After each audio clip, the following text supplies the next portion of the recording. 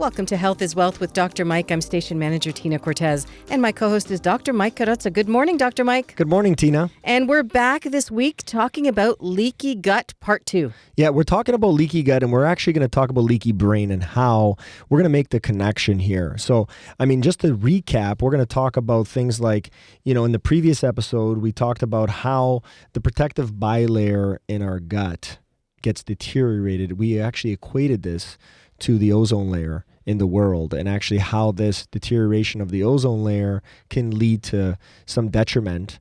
And as such, the bilayer in our gut can actually also wreak havoc in our body and have catastrophic events like things like inflammation. And this can actually affect the whole body, including our brain. So these barriers, we got the gut barrier, we got the lung barrier, we got the blood-brain barrier. So all these barriers end up protecting places where you don't want it to get infiltrated. But these are, if you will, the Fort Knox of our bodies. And so if they're going to get in somewhere, they're going to sneak in and then cause some issues.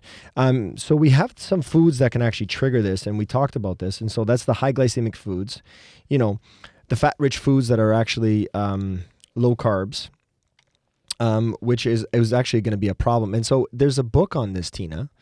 Okay, and it's called Grain Brain. And this is Perlmutter. He's Dr. Perlmutter. He's an MD. He's a neurologist. He came out with a book, and he talked about how, it's not just a celiac case. He talked about how grains, in the simplicity of them, so we're talking on pure, things like white bread, pasta, pizza, all the things that everybody loves out there, this can actually cause some issues, not only in our gut, but actually some issues in our brain. And I think that's where the disconnect comes in, right, for many listeners, including me, where I don't understand how you can connect the gut health to brain health. So help me make that connection. So it's just the lining of the intestinal tract is going to be deteriorated, and we're going to unleash some toxins. And these toxins are going to get to places where we don't want them to go. And so the blood-brain barrier, it's going to seep into there as well. And this is going to cause things like inflammation, because we know predominantly that a lot of these illnesses, whether you're dealing with things like ADHD, dementia, chronic headaches, or even things like depression, this is somehow manifested in a pro-inflammatory condition of some sort. And maybe there's definitely the communication of neurotransmitters. Now, we brought on Dr. Paul Herko on the show today. We're going to talk to him because he's pretty much a guru in this field in terms of brain health. And so we'll talk a little bit more about how this can, how we're going to make this connection. But predominantly, there are foods that are good for your brain. And so let's hold it right there. Yeah. When we come back, foods that are good and bad for the brain. This is Health is Wealth on 105.9 The Region. Stay with us. You're listening to 105.9 The Region, and welcome back to Health is Wealth with Dr. Mike. I'm Tina Cortez, and my co-host is Dr. Mike Carrozza. Now, Dr. Mike, you wanted to focus next on foods that are good and bad for the brain. Where do you want to start here? Well, we're going to talk about the foods that are good for the brain, and this is you can read up on this for our listeners out there, because this is the book that we just discussed in terms of Grain Brain. But anything, the majority of the foods in their raw state, things like coconut, kale, almonds, coconut oil, grass-fed beef and lamb, free-range omega-3 eggs, obviously for the omega-3, the DHA profiling that's in there, because our brain is predominantly about fat. So if you notice, a lot of the things that are on this list are predominantly good fats. Things like olive oil and coconut oil and almonds and walnuts. But if you're going to roast them, Tina, if you're going to put some walnuts and almonds in the oven and you're going to roast them, you're changing things. Okay. So you're changing things up. So just be careful on what you're doing with these foods. Now, free-range turkey and chicken and organic, obviously, is going to be important. And broccoli and wild salmon is going to be very important. We want to stay off and stay away from things like farmed fish, in my opinion.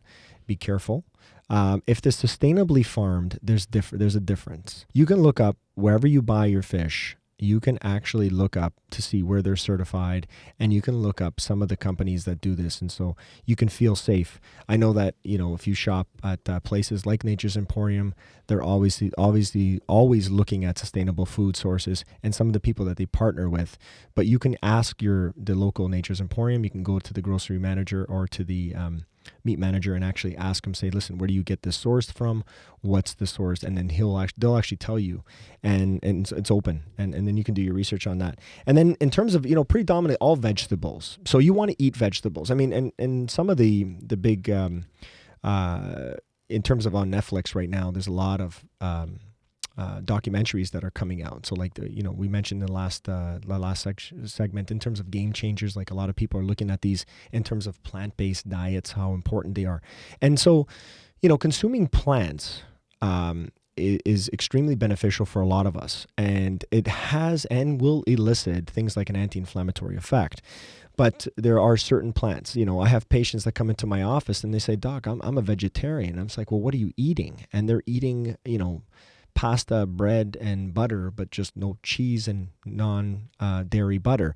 And that's not the whole story, right? So if you want to be a true vegetarian or a true vegan, there's a lot that has to come with that. So all I'm saying out there to our listeners is that be very careful. Maybe come and see somebody like myself or Dr. Paul or a naturopath or a nutritionist to just really look at some of the foods that you're consuming and making sure you're on the right track. Now, you talk about veggies, and you also speak a great deal in this show about avoiding the pro-inflammatory ones. Which ones, then, should we avoid?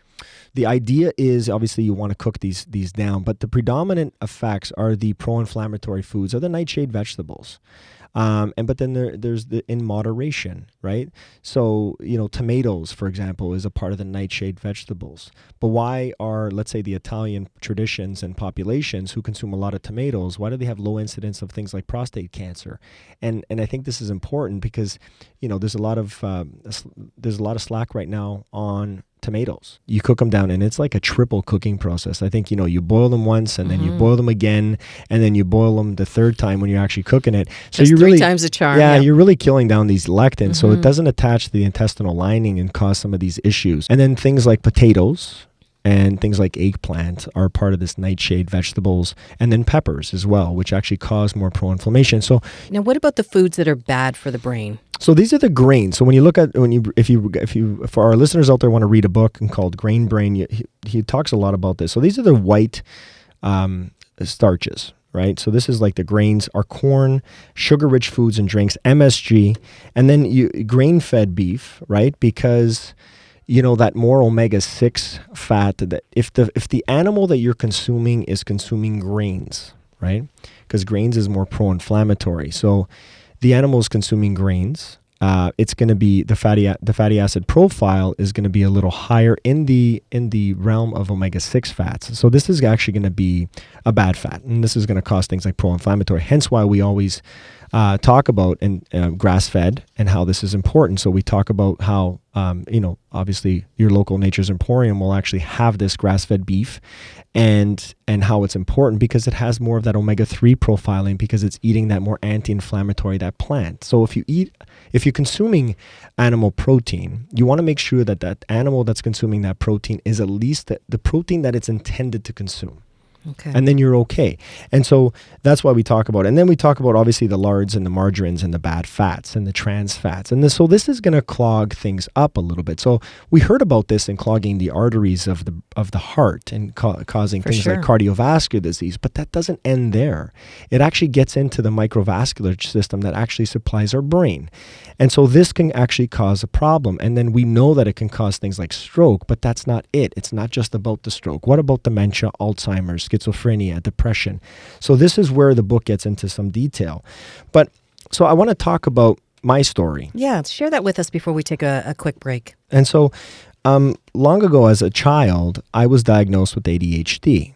And so, if I look on how I was raised on a traditional Italian diet, I just loved eating pizza. I loved eating pizza, pasta, okay, and more pasta.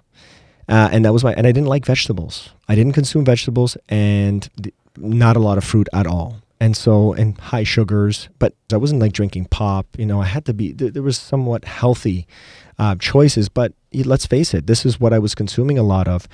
And how did I turn it around? That's the question. So how did I get it and how did I figure this out? And this is how I became really good in practice because, you got to heal yourself. And I feel if you can heal yourself and fix yourself, then you can actually heal a lot of people.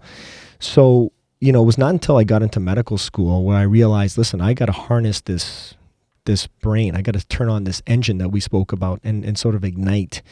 And so I brought into the nutritional realm. So every time that's one of the reasons why I sparked my interest in nutritional sciences, because I said, how do I get myself healthier, and how do I do it by utilizing food? And so, obviously we always speak about let food be thy medicine and medicine be thy food. And I love that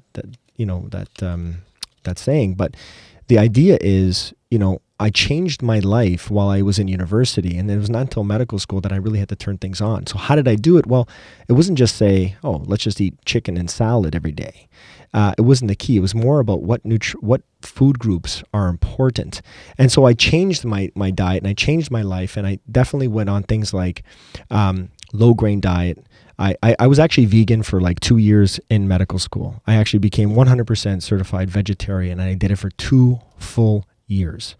My wife who's listening right now is probably saying, yes, we did, because she did it with me and she's amazing. But we did it, and we got our proteins, and we balanced things, and we did it right. So what changes did you notice at that time? Well, I changed is we harnessed the energy in my body. And so I was able to actually it was like a light bulb. My brain was lit up, and I had to, because medical school is competitive. You can't just go there and just think you're going to try. You can't just pass. It's not like getting a 50. Like, you have to get like 70 and above in order to pass, especially in a medical environment. So the idea is, and they want to graduate individuals that are actually smart, right? That's the idea.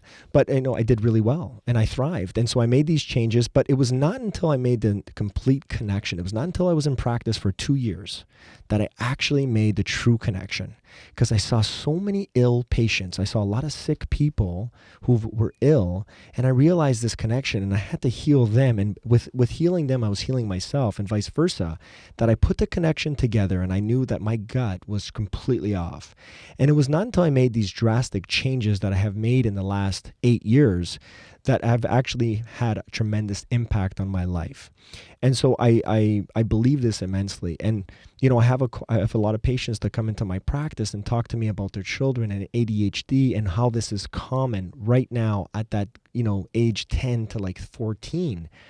It's that pubescent age. It's that age, especially the male youngsters. And I look at their diets, and I say, Mama, okay, that's great. We're going to help your kid. We're going to help little Joey, but you got to bring in his diet. They're like, what does his diet have anything to do with his brain functioning that his teacher says he needs to go on medication? I said, well, look, there's a connection. I know about it because I lived it. I tell them a little bit about my story. They come in and they bring me their diet log. Obviously, we go through it, and it's nothing but pasta, pizza, ice cream sandwiches, and sugary fruits. And I'm like, look, this is the step 1. If you want to do this, this is what we have to do, and we're going to light up little Joey's brain. And lo and behold, we put some nutrients and some really solid foods in there, and we change things right off the bat just from his gut. So like, this connection exists, Tina. It's real. I lived it. And I just want to share my story. Well, I'm glad you did. I'm glad you shared that story. And when we come back, we're going to have Dr. Paul back, and he's going to tell us about how to capture the powerful effects of the gut and the brain combined. This is Health is Wealth on 105.9 The Region. Stay with us. You're listening to 105.9 The Region, and welcome back to Health is Wealth with Dr. Mike. I'm Tina Cortez, and my co-host is Dr. Mike Carrozza. Tino, so we're talking about gut health. We're talking about brain health. We're talking about bringing things like alkalining veggies, how you can get it in a cold-pressed, 100% organic juice like this one that we picked up this morning on our way into the studio at Nature's Emporium. And we're talking about how vegetables are actually fuel to the brain along with good fats. And who's going to help me do this? Of course, back for a second show is Dr. Paul Herkel. So together to help me piece this together is a friend and fellow naturopathic doctor, and his expertise is brain health. He's definitely has 2 practices, one in Mississauga and one here in York Region in Maple. So welcome, Dr. Paul. Thanks again for coming on the show. It's my pleasure. So we're going to bridge this gap. I mean, officially, we talked on our last segment when you were on, and we talked about the leaky gut. And so what I'd like you to help me piece together is, how can we put this all together? Like, what's the connection between the gut and the brain? Well, let's first start off by talking about the fact that brain health is a huge issue for a lot of people, whether it's something like the baby boomers as they're getting older, dementia becoming a big issue. So people are starting to think about, what can I do to boost my brain health? And then a lot of things that I see in my practice are anything from depression to anxiety to brain injuries. People of all ages get concussions, and then some of them don't get better after. And this is a huge thing, in not just in the sport world, but also the military, anybody that is experienced a car accident. So that's kind of my focus in my practice. And one of the key underlying issues when it comes to optimizing brain health is to optimize your gut health. That's what Dr. Mike's been talking about. That's what we talked about in the previous segment. We've all heard of inflammation before. It's that key process that damages the body if it's around for too long. And so when researchers started looking at what's happening in dementia, what's happening in Parkinson's, what's happening in depression, the underlying issue is that the brain is inflamed. And we know that one of the key major propagators of inflammation is when your digestive function is not optimal and your gut becomes more permeable. A lot of people don't know this, but within 3 hours after sustaining a concussion, the gut lining becomes more permeable. And the idea behind this is that the body is very intelligent. It has the ability to promote inflammation. And now in the short term, that's actually a good thing. Inflammation is a key healing process. Now, the problem happens is that when it doesn't turn off. So there's this 2 phases of inflammation. One is initiation and the other is resolution. So Dr. Mike's been talking a lot about omega-3s. One of the major roles of good quality omega-3 fats from, let's say, something like salmon, is that they help resolve inflammation. So that's the key kind of takeaway point, is that it's not just about blocking inflammation. We know that if you take an NSAID, a typical kind of anti-inflammatory medication you can get over the counter in pharmacy, it like actually a pain medication. Yeah, it makes your leaky gut worse. And it does not have a positive influence on your brain health, even though it may make you decrease the feeling of pain. And maybe you can go back to work, or you feel like you can function, but really your headache goes away, but it actually doesn't address the underlying root cause. Now, you mentioned that in the first few hours after a concussion, you may increase the permeability of the intestine. That's right. So what are you supposed to do during those first few hours? It's a great question, Tina. Yeah, part of it is that you don't want to be doing things that's going to make that worse. So for example, alcohol, which is a big issue with a lot of people, that they feel like they're injured, they're frustrated, they're going to consume that.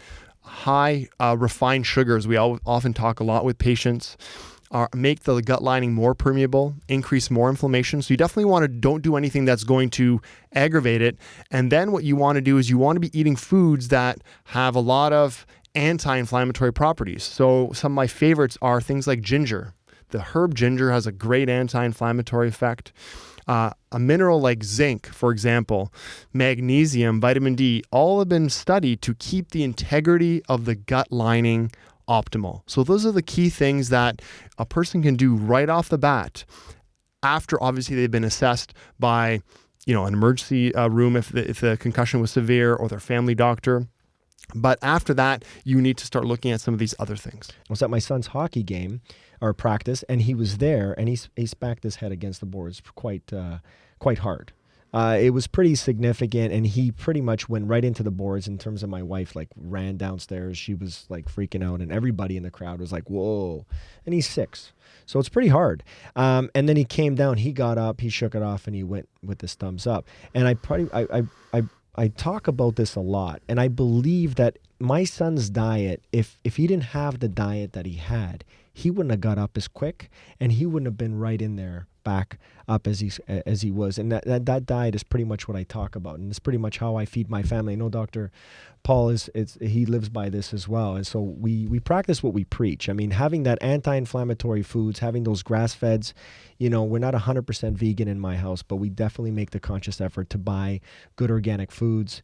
And we have things that are going to be more anti-inflammatory, and especially taking things like omega-3s, zinc, and having the key nutrients in there. But I mean, we made this connection. We talk about having these brain injuries because maybe some people don't eat this way. And so we want to get to our listeners out there and say, maybe this is something that we should actually help with our patients and actually our listeners.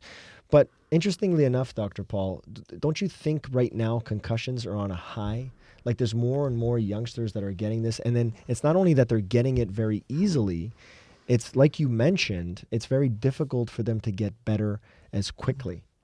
Yeah, I talked about one of my colleagues this exact question. Are we just diagnosing it better right now, or is there an actual increase in incidence? I think it's probably a combination of both of them if we're really looking at the scientific literature.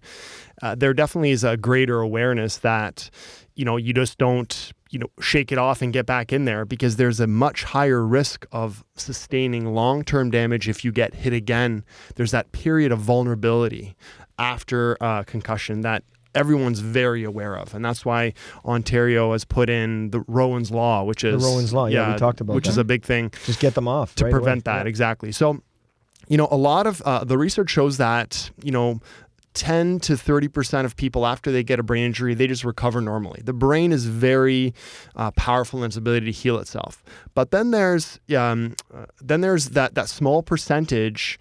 The stats there were that 70% of them kind of resolve. But then 10 to 15%, and these are the typical patients that I see, they don't get better. And so what are the underlying issues for them that are limiting their ability to heal? And that's a lot of stuff that Dr. Mike talked about. It's diet, but also a lot of it has to do with the fact that we're under a tremendous more amount of stress. The balance of our sympathetic nervous system versus our parasympathetic. That is the balance between our kind of fight and flight, our go, go, go, versus our rest, digest, and recover.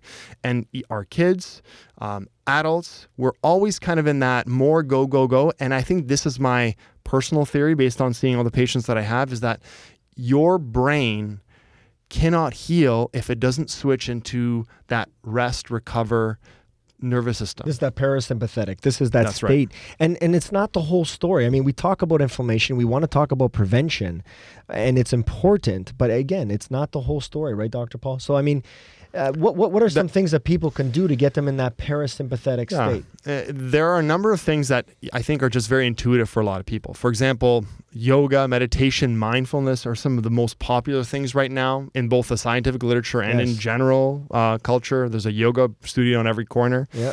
And that, I think, innately we know that puts us in a parasympathetic state and decreases that sympathetic.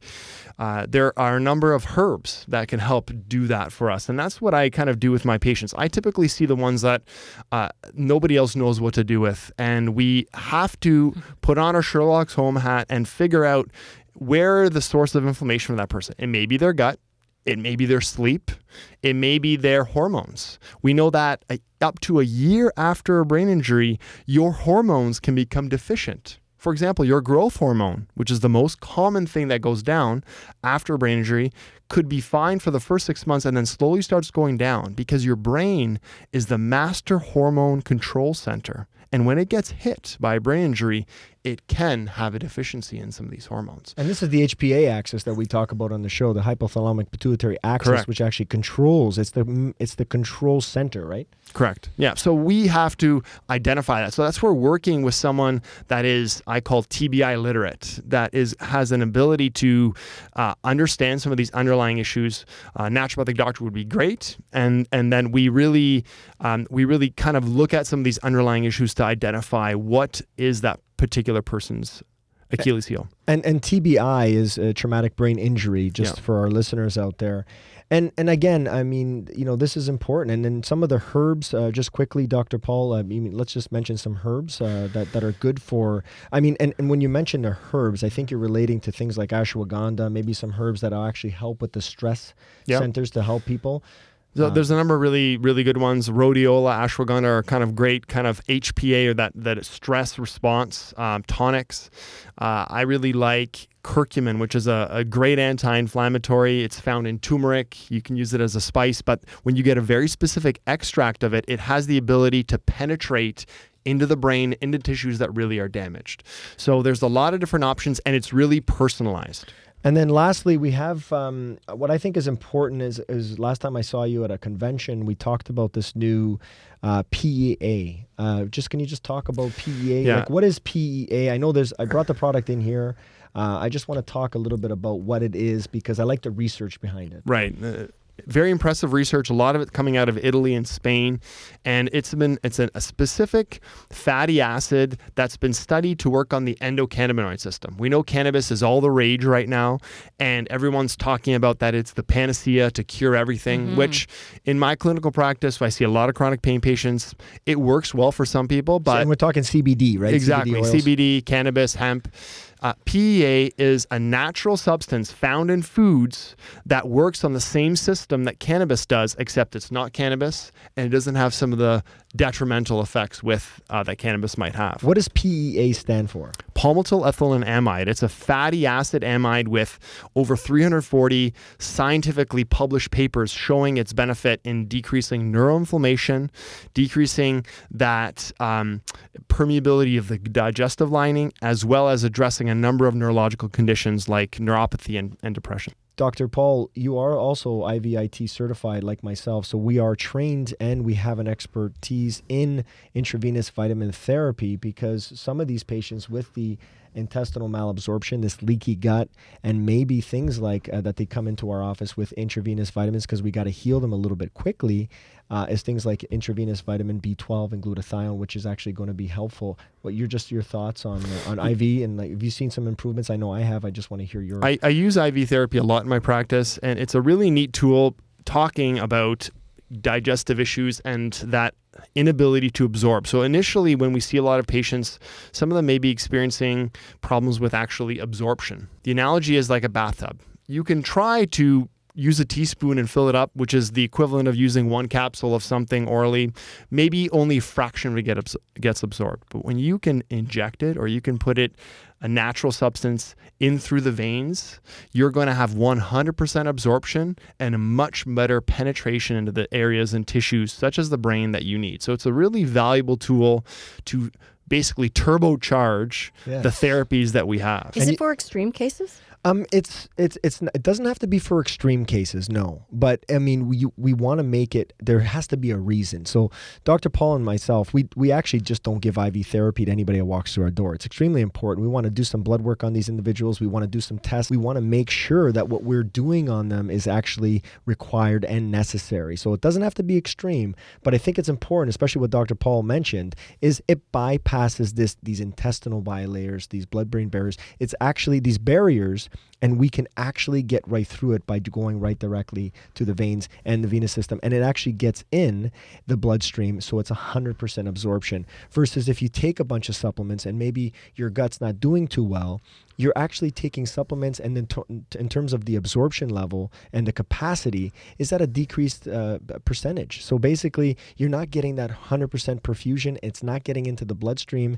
And this is where I think, intravenous therapy could be something that we can utilize. And especially with concussion cases, I've seen some really good results, and I'm sure you have as well. And Dr. Paul, thank you very much for coming on this segment again. Wealth of knowledge. It's always great to have a fellow colleague close by and somebody who we could converse here on the airways and give some education to our wonderful listeners. I'm happy to do it. Thank you for having me on. And Dr. Paul, just a reminder, where can our listeners contact you? The Pain and Wellness Center. It's a clinic in Maple, Keele, and Major Mac. And then also online, paulherkelnd.com. And Dr. Mike, let's give our listeners your 411. So we're at www.applemed.ca, AppleMed Clinic on Instagram, on IGTV, 905-417-4000. Reach out to us. If you want us to assess you, whatever your healthcare needs are, we can get you well. That's our show for this week. If you missed any part of Health is Wealth, or you want to listen to a previous episode, go to our website, 1059theregion.com. I'm Tina Cortez. Thanks for listening.